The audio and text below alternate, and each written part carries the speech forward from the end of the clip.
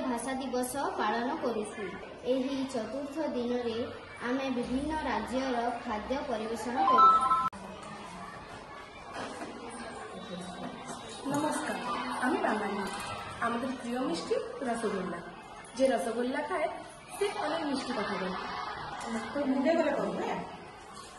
नमस्कार, मु ओडिया। आम खाद्य भारी बढ़िया। मु आनी काकरा पिठा। नमस्कार। खंबखाणी राजस्थान प्रिय खाद्य होछि दाल बाटी चूरमा।